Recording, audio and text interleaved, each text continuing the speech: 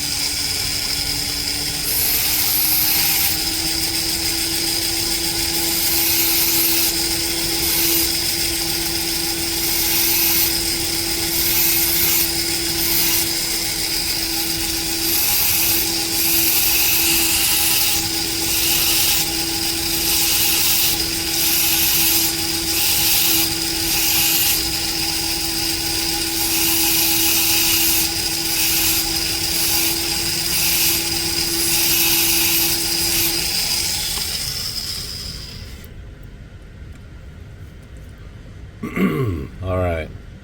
So this is what we have in just a little bit of work with a little bit of time under these diamond bits. And these particular ones, these are Varancor bits from syntechinc.com. I'll put a link up to those. They're amazing bits. These are fully diamond sintered, so the diamond lasts all the way through the bit, all the way through the head. So if you don't use a lot of pressure, I'm only using about 3 ounces, 2 ounces to 4 ounces of pressure at about 6 to 10,000 RPM of speed. These will last for a long time. I've been using this for a while and it's really not very worn away. You just have to let the diamonds do the work so that they cut through the stone and you're not forcing it to wear the metal down. Alright, I'm going to continue coming into this valley. I'm going to continue working this bubble away from the outside, trying to get in. I'm going to continue trying to get some more of this purple and green, and then we'll come back and see where we're at. Alright, I'm done grinding down where I want to. I've been kind of using the Nova to finish out some of the sharp corners and blend it.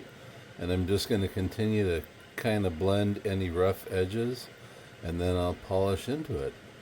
But this is where I wanted it to go. I love color blends. I think that's why I'm so passionate about tie-dyes. I love the fact that these fire agates can have so many different colors in the same stone. It's such a unique trait. Anyway, I hope you're all doing wonderfully. Thank you so much for watching Mark's Minerals videos. Thank you for supporting us.